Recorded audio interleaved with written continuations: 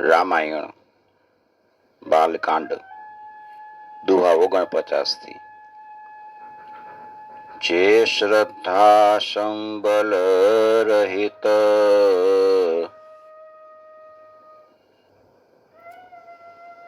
નહીં સંતન કર સાથ તીન્હ કહુ માનસય ગમયતી જિન્હહીન પ્રિય રઘુનાથ સિયાવર રામચંદ્ર કી જય.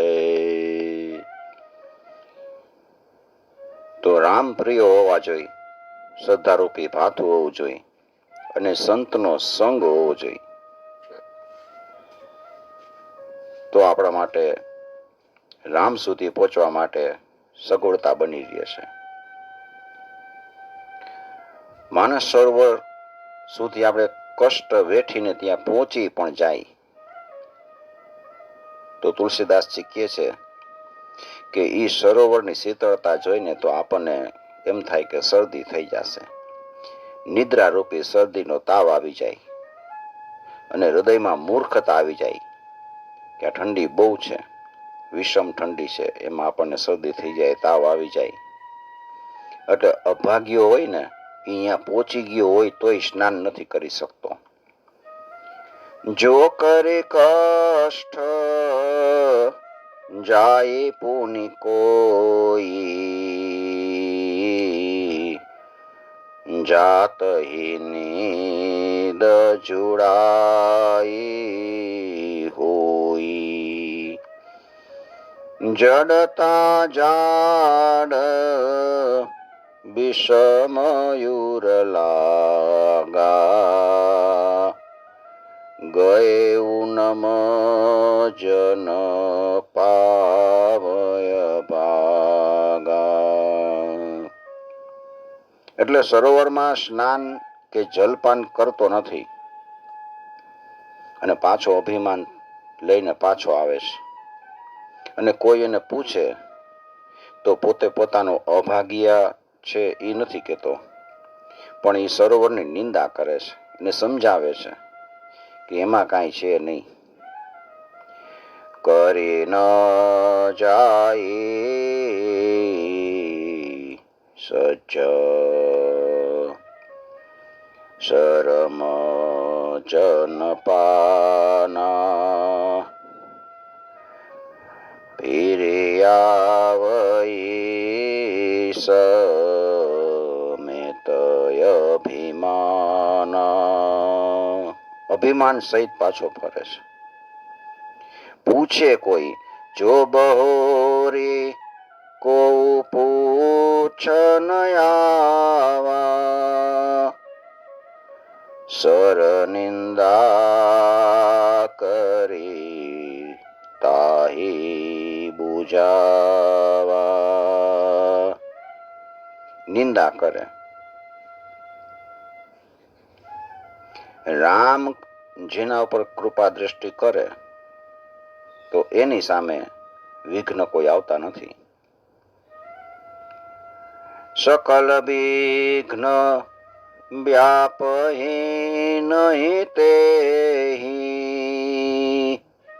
રામ કૃપા બિલો કહી જેહી સોઈ સાદર સરમ જનુ કરઈ. રામની કૃપા હોય ને એ જ સરોવરમાં સ્નાન કરી શકે છે. અને જે સરોવરમાં સ્નાન કરે તો તુલસીદાસજીએ લખ્યું છે એને મહાઘોર જે 3 તાપ છે ને, આધ્યાત્મિક, આધિદૈવિક અને આધિભૌતિક, આ 3 તાપ એને બાળતા નથી. મહાઘોર ત્રય તાપ નજરઈ. આ રામચંદ્રજીના ચરણોમાં ઉત્તમ ભાવ છે. જેને ભાવ એવો હોય એ સરોવરને કોઈ દી ત્યજતો નથી. આ માનસરૂપી સરોવર છે એને ત્યજવું નહીં, રોજ સાંભળવું. જે આ સરોવરની અંદર સ્નાન કરવા ઈચ્છતો હોય ને એને મન લગાવીને સત્સંગ કરવો. રામચરિતમાનસનો તે નરય સર તજહીન કાઉ જીન કે રામ ચરણ ભલ ભાઉ જો નહાઈ ચહ યહી સર ભાઈ સો સતસંગ કરવું મન લાઈ. આવા માનસરોવરની અંદર પ્રવેશીને હૃદયમાં નેત્રોથી જોઈ અને સ્નાન કરવાનું, હૃદયથી સ્નાન કરવાનું છે. કવિની બુદ્ધિ નિર્મળ થઈ અને હૃદયમાં સ્નાન કરે છે. એના હૃદયમાં આનંદ થયો છે, ઉત્સાહ થયો છે, પ્રેમ અને આનંદનો પ્રવાહ ઉભરાઈ રહ્યો છે. અસમાનસ માનસ ચખચાહી ભય કબિબુધિ બિમલ અવગાહી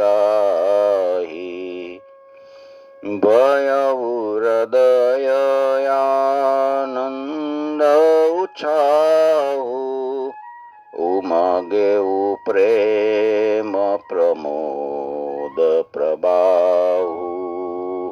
પ્રેમનો ઉભરો આવી ગયો, આનંદનો પ્રવાહ વહેવા લાગ્યો છે. એમાંથી આ સુંદર કવિતારૂપી નદી ચાલી, જેમાં રામના નિર્મળ યશરૂપી જળ ભરાયું છે. એ નદીનું નામ સરયુ છે. એ ઉત્તમ મંગળોનું મૂળ છે સરયુ, અને લોકમત તથા વેદમત એના સુંદર કિનારા છે.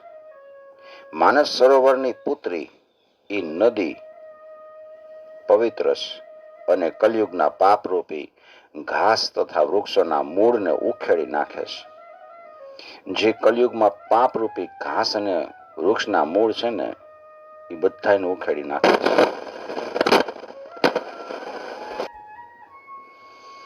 ચલી સુભગ કબિતા સરિતાસો રામ બિમલ જલ જસ ભરિતાસો સરજુ નામ સુમંગલ મૂલા લોક વેદ મત મંજુલ કુલા નદી પુનિત સુમાનસ નંદિની કલિમલ તૃણ તરુ મૂલ નિકંદિની.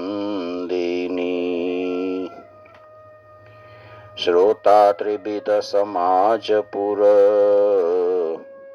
ગ્રામ નગર દુકુલ સંત સભા અનુપમ અવધ સકલ સુમંગલ મૂલ. ત્રણ પ્રકારના શ્રોતાઓનો સમાજ એ નદીના બે કિનારા ઉપર પૂર, ગામડા અને નગરો છે.